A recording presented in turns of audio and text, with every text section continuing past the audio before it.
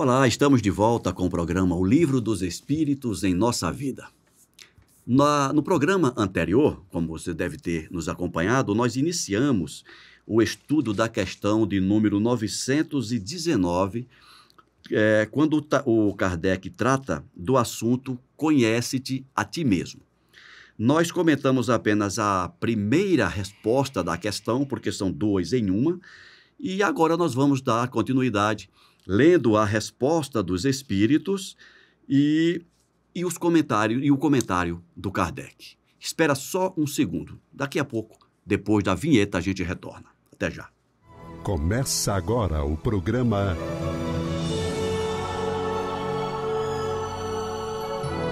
O Livro dos Espíritos em Nossa Vida. Caro Alcir, hoje nós vamos dar continuidade ao programa da semana passada, quando nós começamos a questão 919. Eu quero te fazer uma sugestão. E eu estou concordando com ela. Pronto. Eu vou retomar do começo. Nós não vamos nos deter mais na primeira resposta. Vamos já para a segunda. E já a gente vai para a segunda. E a mensagem do Santo Agostinho, vamos lendo e conversando, porque senão... Senão a gente vai passar a... Se tiver alguma frase aqui, a gente se prende nela. Isso. Então vamos lá, questão 919. Qual é o meio prático e mais eficaz para se melhorar nesta vida e resistir aos arrastamentos do mal? E os espíritos disseram para o Kardec: um sábio da antiguidade já vos disse, conhece-te a ti mesmo. Pronto, nós ficamos aqui no programa anterior. E agora nós vamos dar continuidade. Kardec fez mais uma pergunta. Compreendemos toda a sabedoria dessa máxima, porém a dificuldade está precisamente em se conhecer a si mesmo. Qual é o meio de se conseguir isso, de se conhecer a si mesmo? E agora é uma resposta que que tem nome, o autor da resposta, que tem é assinatura. Tem uma assinatura. Santo Agostinho, que deu essa resposta para o Kardec. Então, nós vamos lendo a resposta de Santo Agostinho e o Alcir vai pensando, tudo bem? Uhum. Santo Agostinho disse assim: fazei o que eu fazia de minha vida sobre a terra. Ao fim da jornada, eu interrogava minha consciência, passava em revista o que fizera e me perguntava se não faltara algum dever, se ninguém tinha nada a se lamentar de mim. Eu acho que aqui a gente já pode parar para fazer um comentário que eu acho da maior importância. Semana passada a gente falou sobre tanta coisa, né? Conhece-te a ti mesmo, eu sou o caminho, a verdade e a vida, o eu é o caminho da verdade e da vida, eu sou o caminho da verdade e da vida. Conhece-te a ti mesmo é sobre pensar sobre si mesmo, é dialogar consigo mesmo, né? E esse é um hábito que nós necessitamos desenvolver. A gente precisa deixar de ser seres reativos que só pensam em comer, beber, dormir e usufruir e passarmos a ser seres pensantes, autorreflexivos, compreender que nós somos os construtores de nós mesmos. Eu me lembro que uma vez você fez um comentário comigo sobre o processo de construção de si mesmo que o Jung desenvolve, a questão da individuação, não é essa? Individuação. Né? Eu ia até pedir para você comentar isso aí no segundo Jung, né? Uhum. Sobre a necessidade que nós temos de nos construirmos. E isso só é possível por intermédio do pensamento reflexivo. E até nós comentamos, não foi, Almeida, na semana passada, quando a gente terminou o programa, nós ficamos aqui ainda um tempo batendo um papo e vieram mais ideias, e a gente poderia ter gravado outro programa só sobre isso, só com os comentários que a gente fez aqui, porque é muito instigante essa temática. E eu lembro que nós comentamos que esse conhecimento que a gente está tratando aqui agora, ele não é originário do Cristo, né? Que a gente vê que o Heráclito Sim, da mutação de tudo. Fez aquele comentário. O Sócrates vem ali 300, 400 anos antes de Cristo, Olha, reforça aquela ideia. Como eu li semana passada, eu estou com isso na cabeça. Heráclito nasceu 540 antes de Cristo. E o Sócrates é uns 100 a 150 depois. Depois do Heráclito. Depois do Heráclito. Pois é. Aí vem o Heráclito, o Sócrates, vem o Platão, vem o Cristo. Com o mito da caverna. E o Platão com o mito da caverna. O Cristo vem, pega tudo isso, junta e coloca no seu evangelho. E 1.800 anos depois... E alguém que se assuste do Honório comentar isso, eu gostaria de lembrar, socorram-me, tem um texto, eu lembro que é capítulo 35 de um dos livros de Emmanuel, Regra Áurea, que ele fala exatamente sobre isso. Cristo não criou nada. Ele pegou muitos conteúdos que já eram conhecidos de vários pensadores e estabeleceu um reinado do amor. Hoje a gente chama de pensadores, naquela época chamava-se de profetas, né? Sábios. O fato que cada ser humano vem, deixa seu tijolinho aqui e aprende a construir tudo isso. 1.800 anos depois do Cristo vem o Carl Gustav Jung, né, com a sua proposta de psicologia analítica. O Jung desencarnou em 1961. É do século XX. Mas ele nasceu em 19. Ele nasceu no século XIX. Ele, se eu não me engano, o final do século XIX. 1875, se eu não me engano. Eu sei que é no último quartel do século XIX. Se eu não me engano, o Jung nasceu em 1875. E ele traz, na sua proposta da sua psicologia analítica, a questão da individuação, né, que é o processo pelo qual o indivíduo ele vai se construindo. E nesse processo, tem um livro do Jung que é Os Tipos Psicológicos, eu não vou lembrar tudo agora, mas eu lembro que ele diz que nós temos 2 tipos, são 4 tipos, 2 deles é o introvertido e o extrovertido. Perdão, são 2 tipos, o introvertido e o extrovertido. O extrovertido não tem nada a ver com o cara alegre, que a gente imagina. O extrovertido é aquele que se relaciona, a sua relação é com o objeto. O introvertido, a sua relação é consigo mesmo. Então, é o cara mais introvertido, o cara que pensa, é o indivíduo que ele consegue olhar para dentro, identificar sua sombra, iluminar a sua sombra. Só para simplificar, compreende a sua natureza. Compreende a sua natureza e, a partir daí, parte para a individuação, que é a construção. Tem um livro do Jung, não lembro qual agora, onde ele diz que ele só reconhece um indivíduo 100% individuado, que é o próprio Cristo. É o próprio Cristo. Né? A partir daí, todo ser humano é um processo. Só para falar em termos menos psicoterapêuticos, né? O fato de o Cristo ser o plenamente individuado é aquele ser que plenamente se realizou o seu potencial. Exatamente. Essa é a palavra que o Jung utiliza, né? 100% realizado, completo. E eu lembro sempre da Joana de Andes, quando ela fala do homem integral. Né? Toda vez. São termos diferentes, mas que dizem a mesma coisa. Estudam o mesmo processo. O mesmo processo. Agora, olha que bacana isso, né, Almeida? Nós estamos falando de Heráclito, 500 anos antes de Cristo, e vamos chegar aqui agora com o Jung, todos tratando de uma mesma temática. E o Agostinho, que viveu no século IV, né, já utilizava isso. Né? E ele está dizendo aqui, olha, todo dia eu conversava comigo mesmo, o que eu fiz, o que eu não fiz, o que eu deixei de fazer, magoei alguém, não magoei alguém. E a gente volta aqui para a resposta. Continuemos? Continuemos aqui. Foi assim que consegui me conhecer, olha só, e ver o que havia para reformar em mim. Tudo a ver. Essa semana eu fiz uma palestra sobre isso, se você me permite um comentário rápido. Eu dizia o seguinte, a gente fala muito em reforma íntima, né? Sim.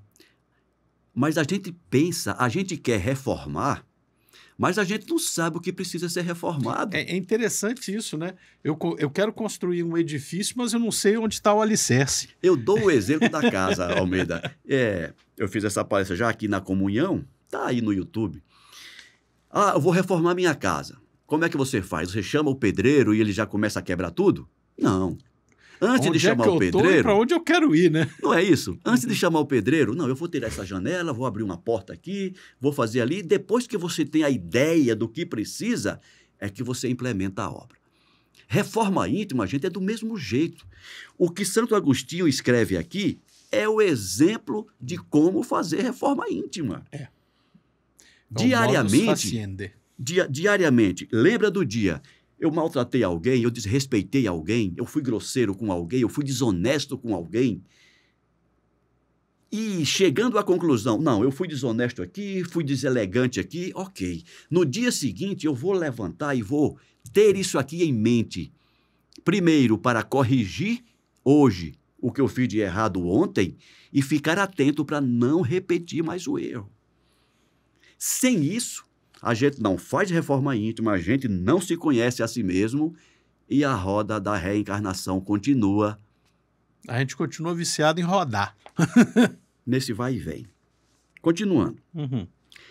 Aquele que cada noite lembrasse todas as ações da jornada e se perguntasse o que fez de bem ou de mal, pedindo a Deus e ao seu anjo guardião para o esclarecer, adquiriria uma grande força para se esforçar, porque, crede-me, Deus o assistiria. É interessante isso, porque o que está colocando aqui? A primeira coisa para garantir a assistência divina é admitir que nós somos um ser em processo, em construção, em individuação. E admitir em sublimação. Isso. E admitir que necessita da ajuda do divino para que dê forças para que você continue esse processo. Ou seja, é um ato de humildade e um ato de submissão. E de coragem. De coragem. Né? De implementar as mudanças necessárias. Como coragem para enfrentar o processo, eu já digo antes, né? Exatamente, Almeida. Para enfrentar o processo. Questionai, portanto, e perguntai-vos o que fizeste e com qual objetivo agistes em tal circunstância. Se fizeste alguma coisa que censurais em outrem, se fizeste uma ação que não ousarias confessar. Perguntai-vos ainda isto: se aprovesse a Deus me chamar neste momento, reentrando no mundo dos espíritos, onde nada é oculto, teria o que temer diante de alguém? Pois é, né? Tenho vergonha de alguém, tenho vergonha de alguma coisa. Não é isso? Oh. Examinai o que podeis ter feito contra Deus, contra vosso próximo e, enfim, contra vós mesmos, porque tudo que você faz contra Deus e contra o próximo redunda em malefício para você. Você fez mal para ti mesmo. Para você mesmo. As respostas serão um repouso para a vossa consciência ou a indicação de um mal que é preciso curar. Pois é, né? Ou seja, de uma reforma que precisa ser feita. Olha, o que eu pensei agora, eu não sei se lhe ocorreu. Reforma íntima é um termo recorrente na doutrina espírita. Muito recorrente. Mas de todas as palestras que eu assisti, de todos os textos, eu nunca vi citarem essa resposta aqui do Agostinho. Enfim, é uma pérola. Vamos lá, vamos continuar então. Continuando. O conhecimento de si mesmo, portanto, é a chave do progresso individual. Mas, direis, como se julgar? Não se tem a ilusão do amor próprio que ameniza as faltas e as desculpas? Pois é, né? E o que eu queria colocar aqui? Como se julgar? Como se julgar? Toda vez que eu venho com essa palavra de julgar, eu me incomodo muito, sabe? Mexe. Talvez deve ser algo freudiano, deve ser algo vivências anteriores, não sei. É o inconsciente falando. É o inconsciente falando. Enfim, porque o mais importante do que se julgar no sentido de dizer é culpado, é inocente, mais importante é perceber responsabilidade. Né? Mais importante do que querer condenar é perceber responsabilidade, o campo da responsabilidade que é de cada um de nós. Nós somos seres em processo. Deus nos criou simples e ignorantes e destinados à perfeição relativa. relativa porque não é absoluta, que é absoluta só a de Deus. Mas sim, nós fomos criados por Deus simples e ignorantes para evoluir, para progredir. Quando a gente coloca isso, nosso julgamento fica mais ameno. Eu concordo contigo. Durante muito tempo eu me incomodei com essa palavra também, julgar, né? Hoje não mais, porque, como você disse, né? Quando a gente fala em julgar, discernir, discriminar. quando a gente fala em julgar, pensa logo em condenar ou não condenar, né? Mas julgar é no sentido de identificar. É um julgamento, é um juízo de valor. É um juízo de valor. É julgar no sentido de ter um juízo de valor. É bom, é mal, é positivo, é negativo, é factível, não factível, né? A gente não tem como fugir disso. O julgamento é inerente à ação humana. Percebe isso? Quando a gente está aqui fazendo esse programa, nós nos fazemos um julgamento depois. Caramba, esse programa foi bacana. Caramba, esse programa não foi tão bacana porque a gente poderia ter falado isso e não falamos, ou esquecemos, enfim. É um julgamento. Sim. Né? Quando eu gosto de assistir às minhas palestras para identificar alguma coisa que eu não fiz bem, para corrigir na próxima, né? Alguma coisa que ficou legal para eu repetir na próxima. Tudo isso é um julgamento. Eu estou analisando. Atribuindo valores. Estou atribuindo um juízo, julgar é um juízo, né? Um juízo de valor. Para quê? Para melhorar. Isso que o Agostinho nos sugere aqui, diariamente, não é um julgamento? É. A cada dia, chegou o final do dia, eu vou fazer um julgamento do meu dia. O que é que eu fiz de positivo, o que é que eu fiz de negativo. Isso. Não é isso? Isso. Então vamos lá. O avarento se crê simplesmente econômico e previdente.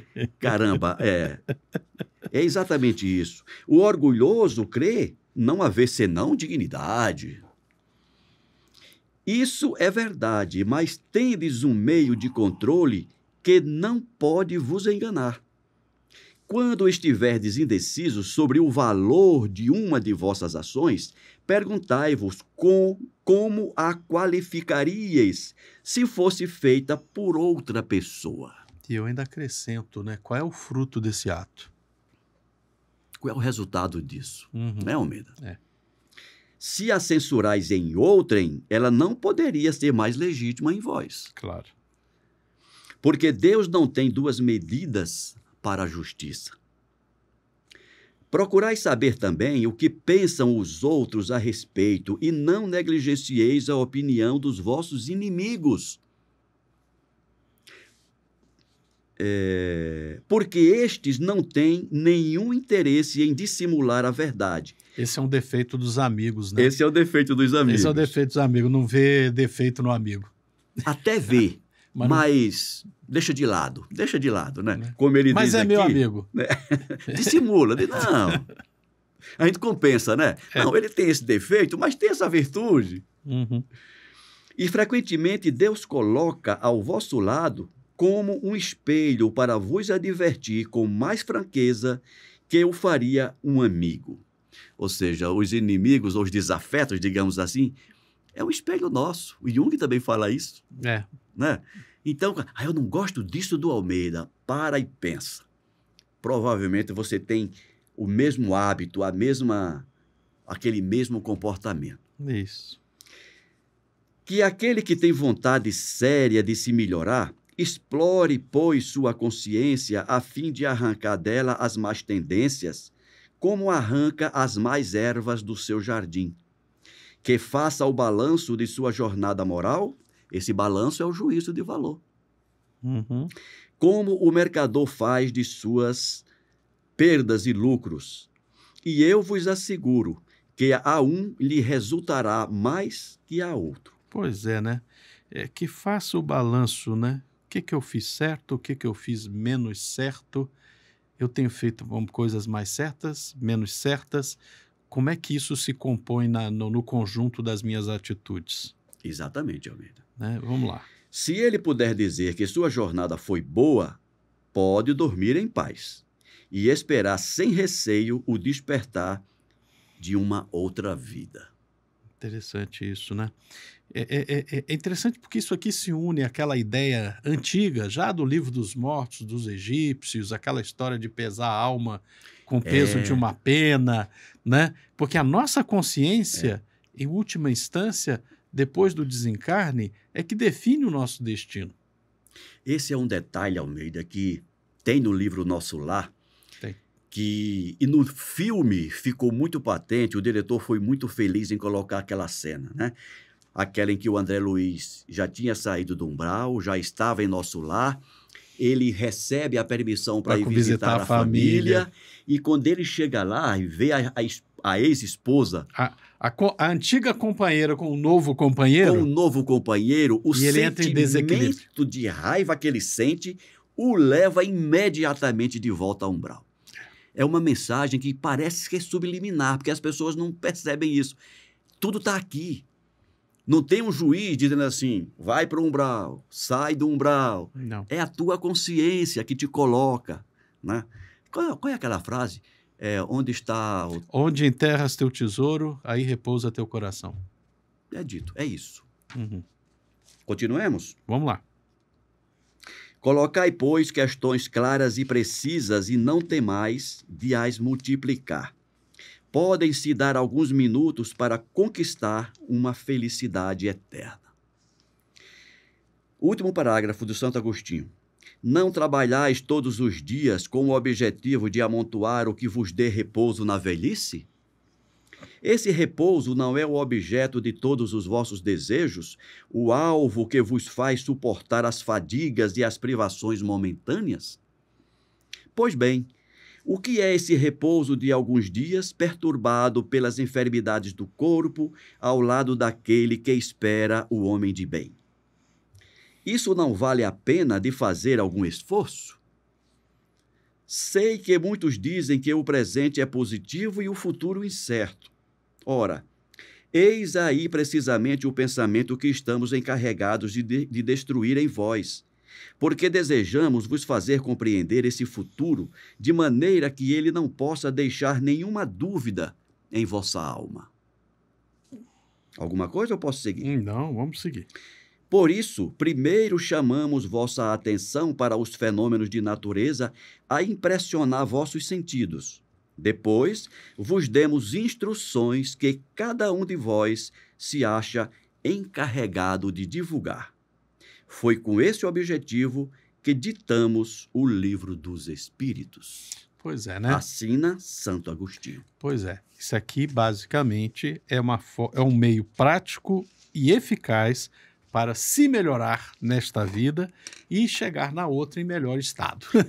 Já ouvi muito o seguinte, a vida não tem receita. Está aqui uma receita. Tá aqui pode não ser uma receita individual, mas com certeza, dentro do generalismo que ela pode abraçar, com certeza é uma receita. Uma receita, cara. Uhum. O que é que eu tenho que fazer? Como é que eu faço? Faça isso. Eduque-se Eduque-se. para diariamente, antes de dormir, faça uma retrospectiva do seu dia. Identifique pontos positivos e pontos negativos e tenha a disposição de aprimorar os positivos e evitar os negativos, até que eles sejam erradicados, né? É isso aí. Vamos ver o comentário do Kardec? Comentário do Kardec. Muitas faltas que cometemos nos passam despercebidas para nós. Se, com efeito, seguindo o conselho de Santo Agostinho, interrogássemos mais frequentemente nossa consciência, veríamos quantas vezes falimos sem o perceber, por falta de perscrutar a natureza e o móvel de nossos atos. A forma interrogativa tem alguma coisa de mais precisa do que uma máxima que, frequentemente, não aplicamos a nós mesmos. Ela exige respostas categóricas, por um sim ou por um não, que não deixam alternativa. Realmente, final da tarde, você pergunta, questione-se o que tem de positivo, o que tem de negativo, a resposta vem. E para terminar, Kardec disse: são igualmente argumentos pessoais e, pela soma das respostas, pode-se calcular a soma do bem e do mal que está em nós. Aquela coisa, Que né? bacana, né? Aham. O bem e o mal que eu realizei reflete, espelha o bem e o mal que eu ainda trago em Exatamente, mim. Almeida. Exatamente, Almeida. E retornando a um comentário que fizemos, a natureza é sábia. Uhum.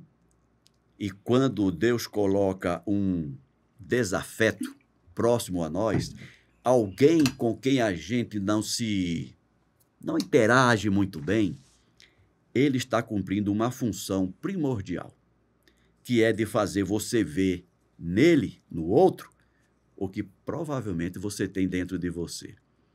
Então, sempre que nós identificamos no outro fatos demeritórios, eu não gosto disso no Almeida, para um pouquinho, é muito provável que você também esteja incorrendo no mesmo comportamento. E isso ajuda a quem quer, Perceber ajuda a perceber suas próprias exatamente limitações. o monstro que você ainda alimenta dentro de você. A sombra que você ainda esconde dentro de ti. Excelente. Muito bom. Encerramos aqui o capítulo. Encerramos aqui, Almeida, o livro terceiro. Encerramos o livro terceiro, né? Uhum. Encerramos o tema perfeição moral.